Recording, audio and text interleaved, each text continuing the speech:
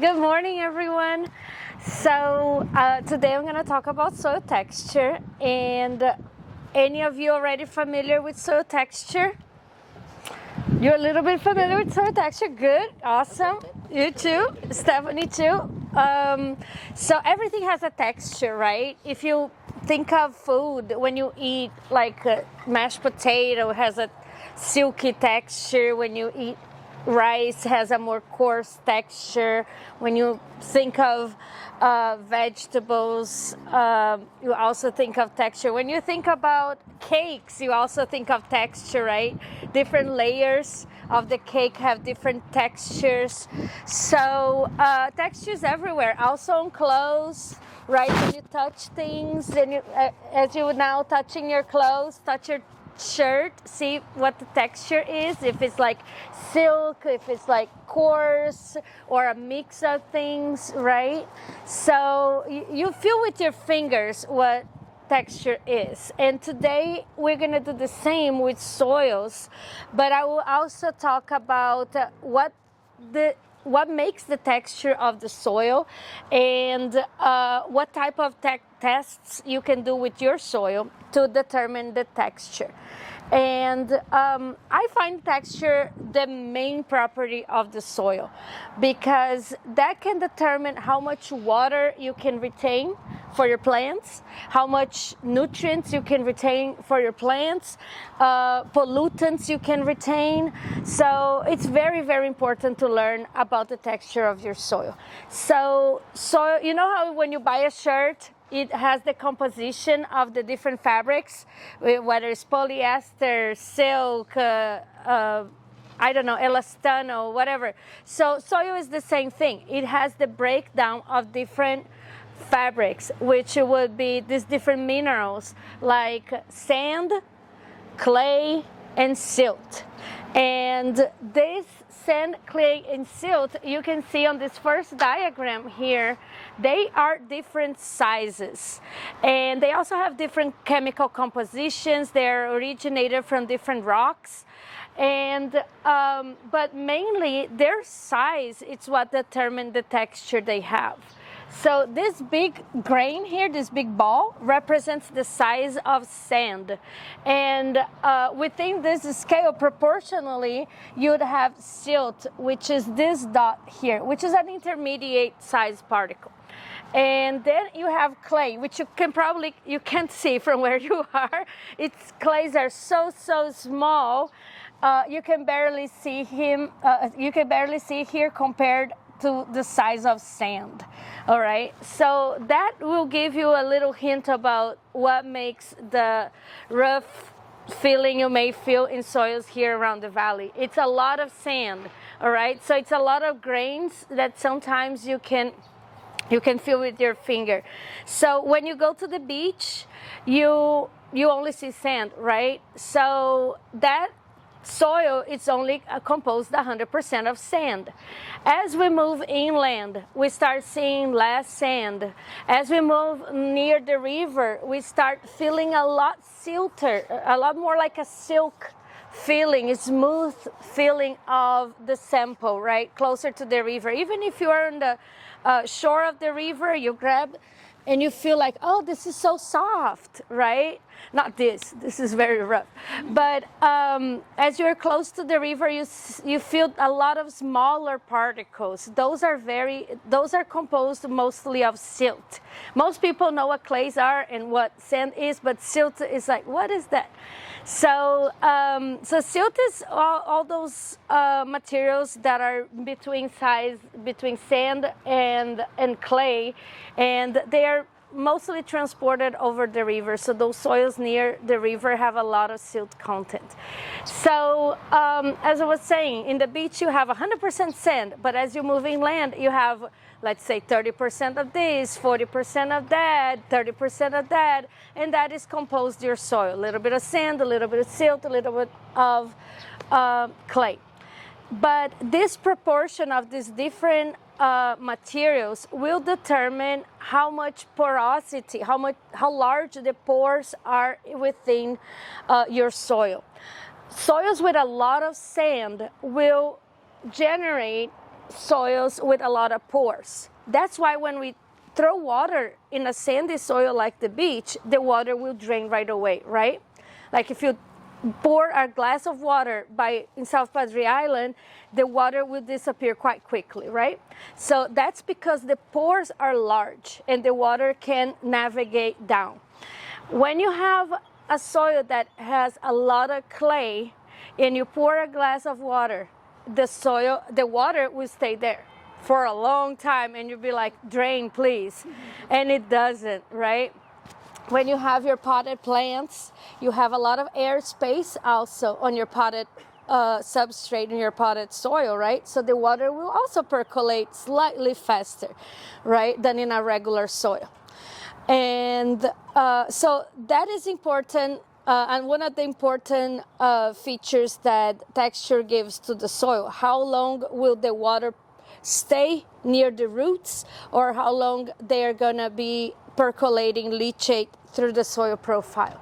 So smaller pores, like those that are formed between clays, they retain the water there, and it's very difficult for the water to be leached.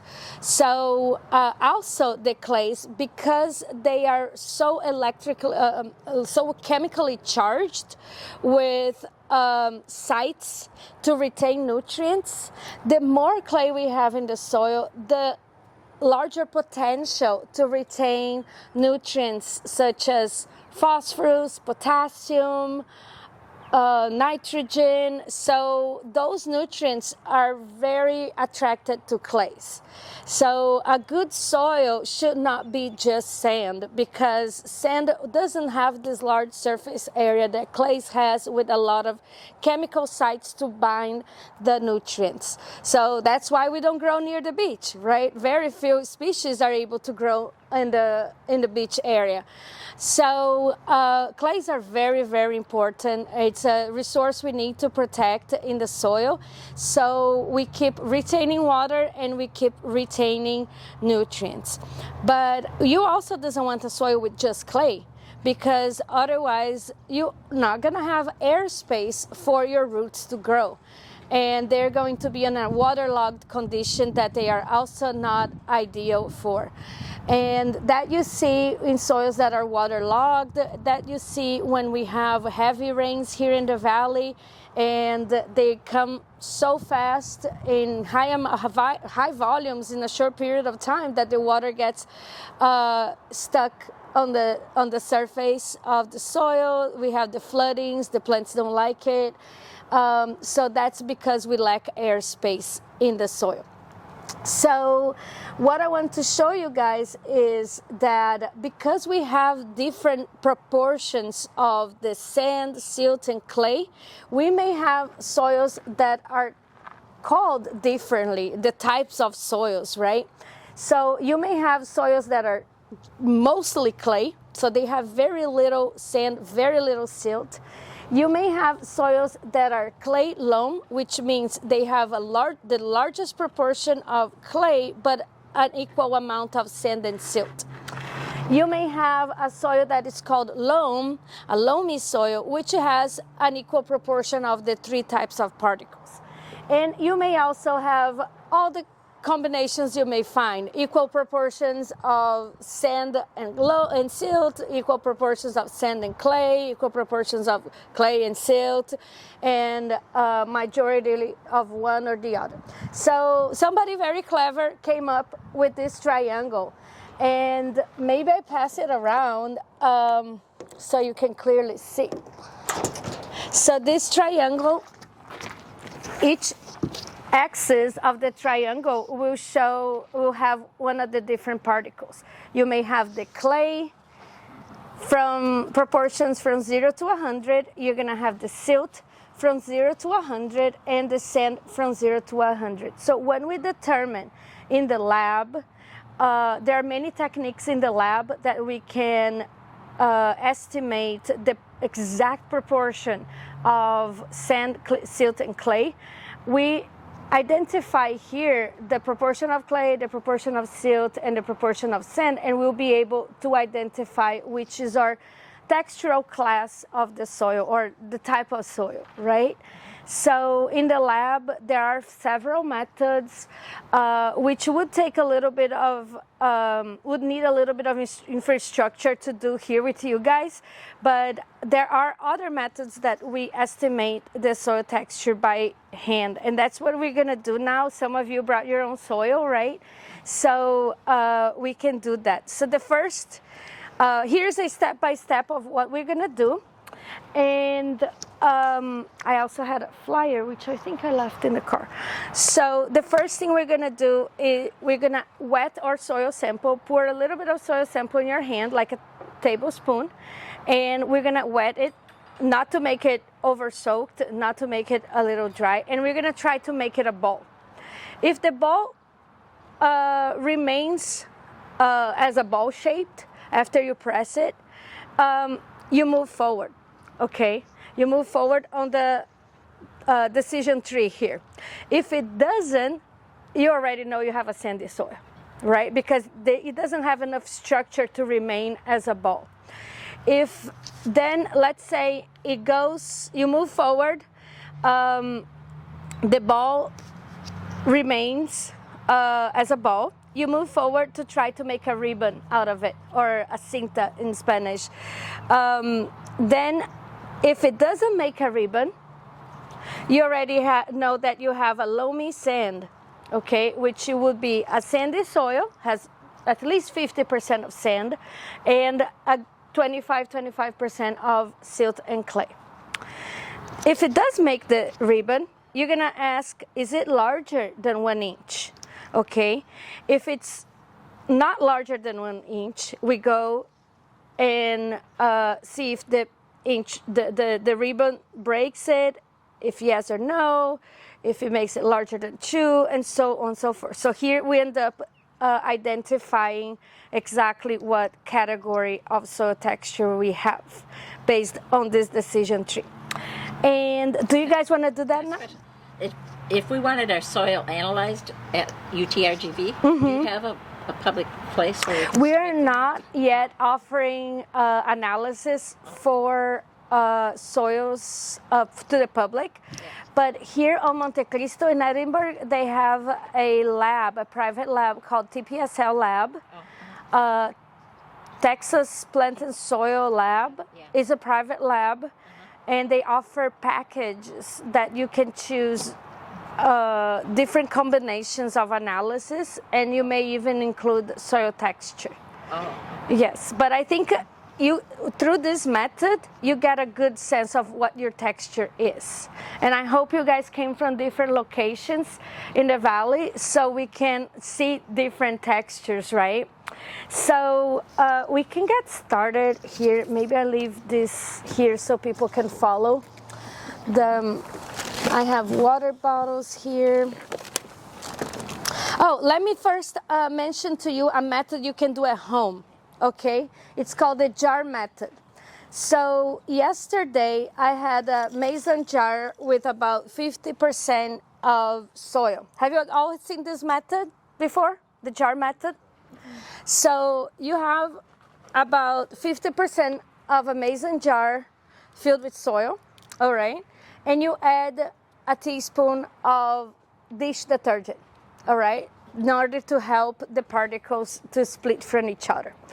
So the dish detergent will help the breakdown of the samples, and then you fill up with water, regular tap water, all the way up to the 90% of the jar volume. And then you mix. And then you mix for like 3 minutes. Make sure that all the soil get mixed up with the water with soap. Mix for about 3 minutes and let it sit for at least overnight. Depending on the type of soil, you may want to leave it sitting for longer. So I did this yesterday, and then I transported here, so there was some moving, right?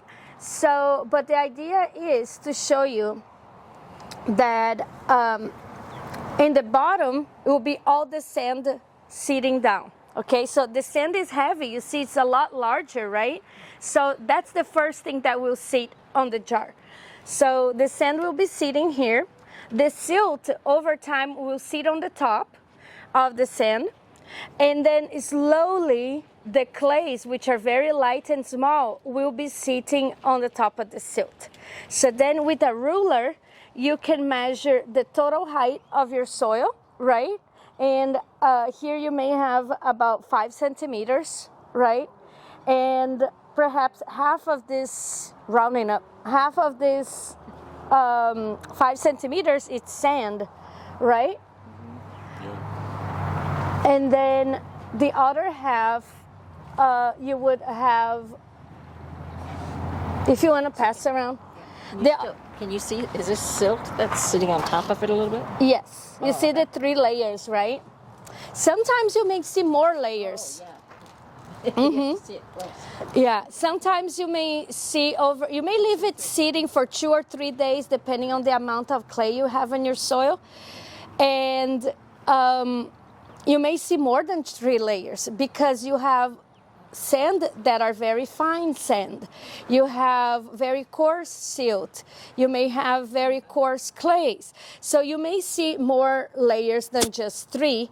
And in this case, we got to see the 3 layers, but maybe if we leave it sitting over time, you'll see more clays sitting down. So the column of soil in this jar is about 5 centimeters. Half of it it's a sand, and you can see that you may have like 30% of silt and another 20% of clay on those 3 columns. So in that case of that jar, we had about 50% sand, right? And about 30% clay. So we're gonna identify where 30% of silt and 50% of clay meet, right? So we can go ahead and 30% here. So it would be better if I had a ruler. So 50% and 30% of silt meet right here where it's a loamy soil. And then you can see that if we move our finger to the clay side, it's about 20% clay, right? So it shows that our soil, it's a loamy soil, but in the border of a sandy clay loam soil, right? Or in the border of a sandy loam soil.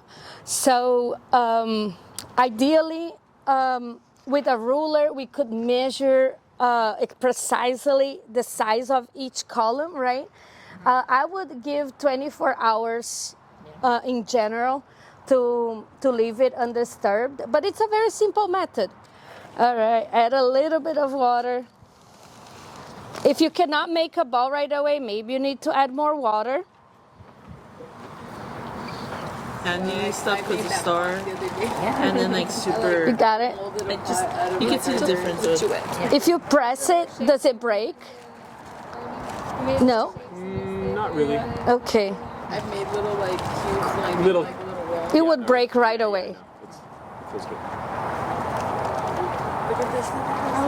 Okay. Intense red clay, but not my red. Right, so now let's try to make the ribbon.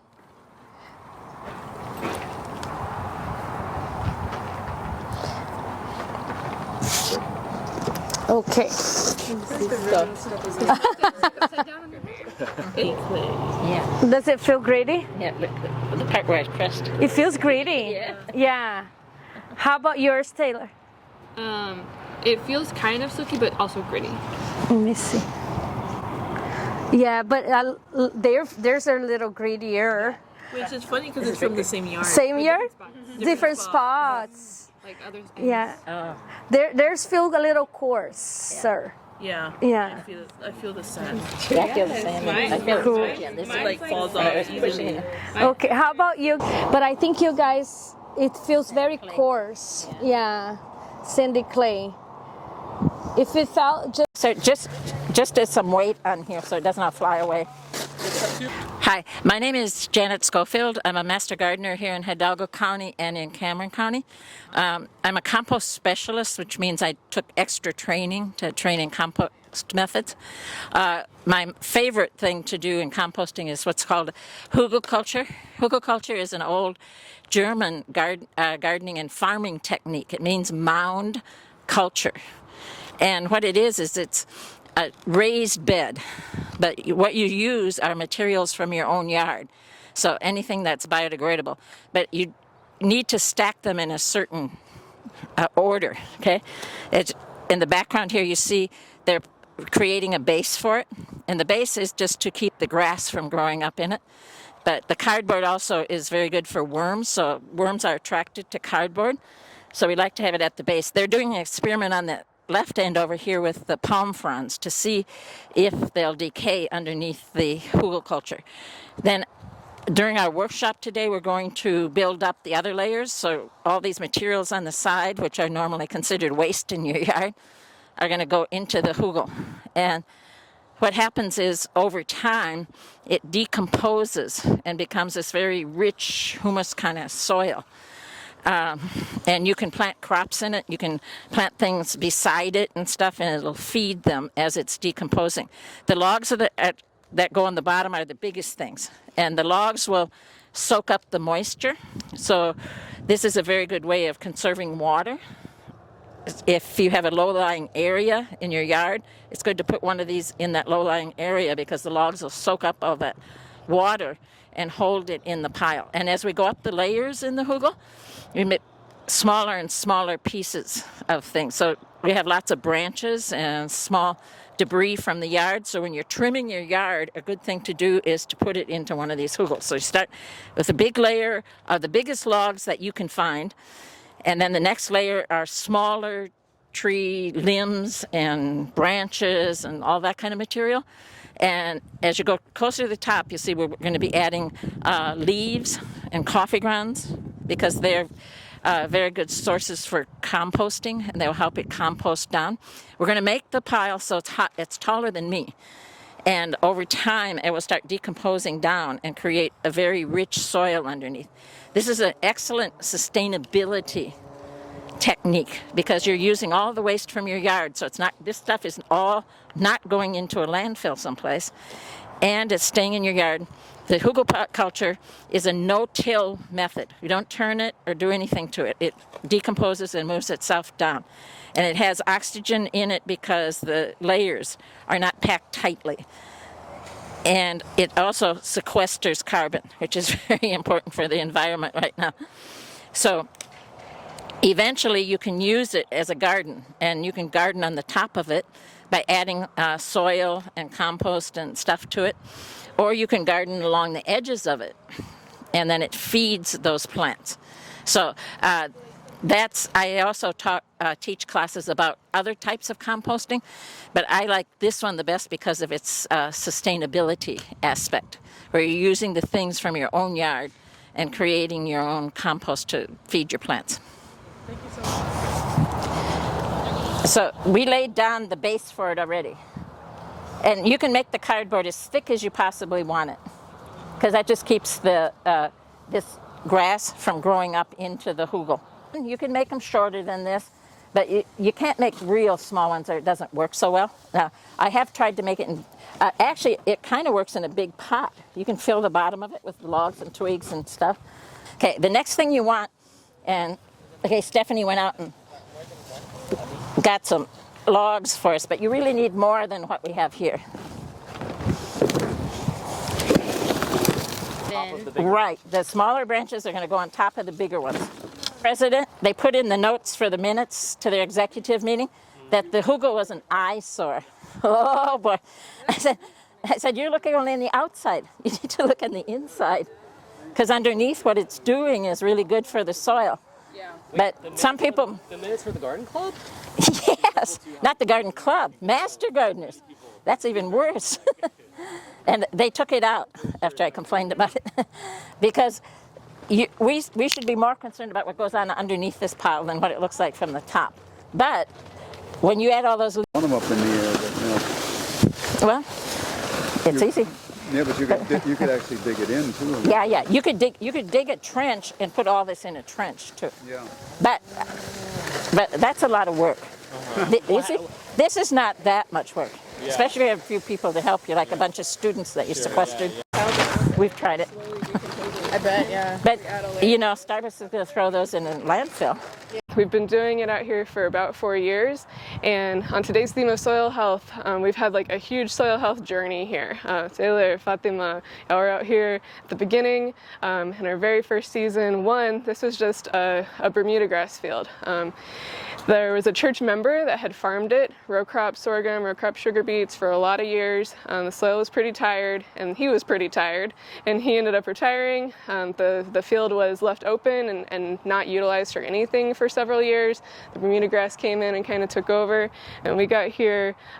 We didn't quite know at first just how tough the weeds were going to be and how bad the soil conditions were, but we really quickly found out because in like 4 years ago this month we put in our first plot, and we were very excited, had all sorts of broccolis, cauliflowers, all the good kales and things that are good to grow this time of year, and we hadn't taken a soil test, so we didn't have numbers to put on what our soil nutrition, what our soil organic matter was. We just were like, well, we want to get started, let's plant, which I know lots of us who have started gardens before have done the same thing.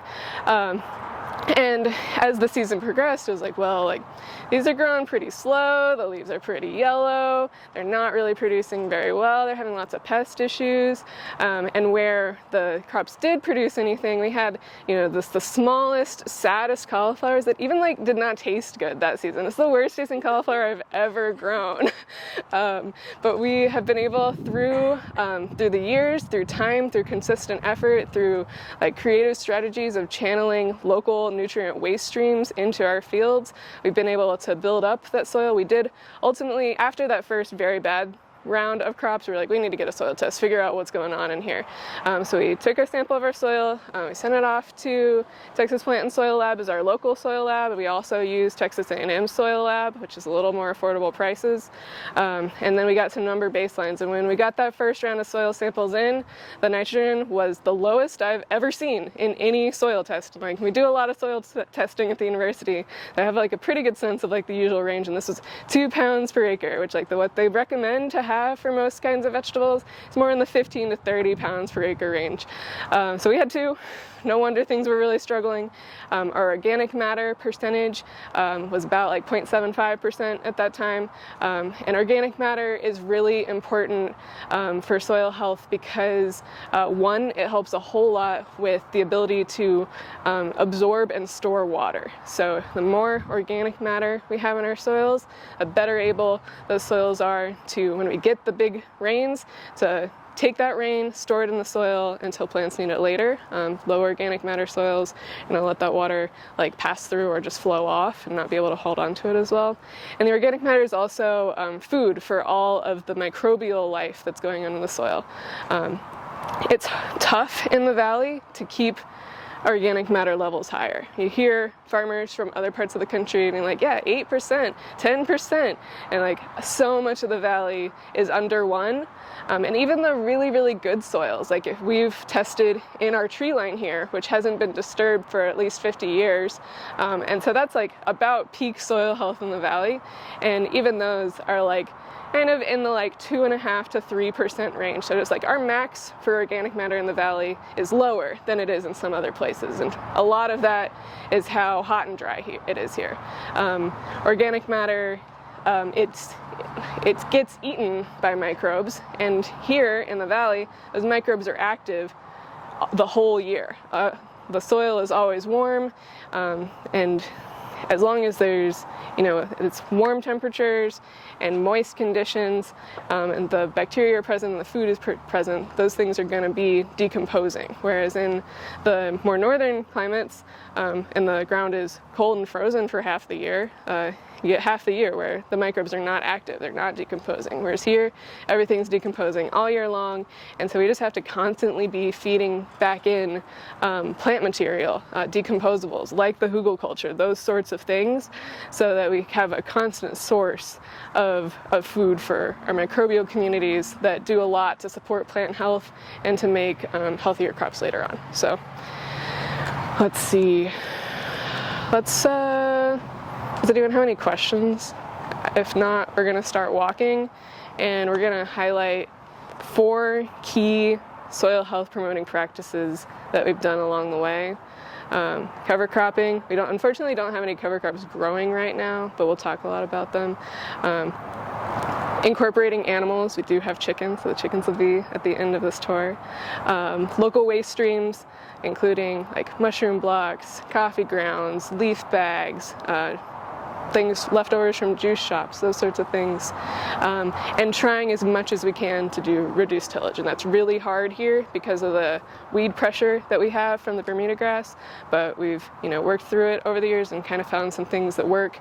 And then back to our soil testing, we do have a happy ending here. We retested like 2.5, 3 years after those original tests, and through our kind of program of these soil health promoting practices, we now are up to the like 15 to 18 pounds per acre range for nitrogen, and we're about a 0.5 percentage point higher on the organic matter than where we started, both of which, under our conditions, I feel like are really big wins. So there is, soil health changes happen slowly. If you have a whole lot of money, you can like buy a nice 50% compost, 50% topsoil mix, bring in good healthy soil, and you can do that for small areas, really for raised beds. But if you're working on 5 acres and you don't have a huge budget to work with, you kind of got to build it in place, and so that's what we've been trying to do here at the hub. In this plot in particular,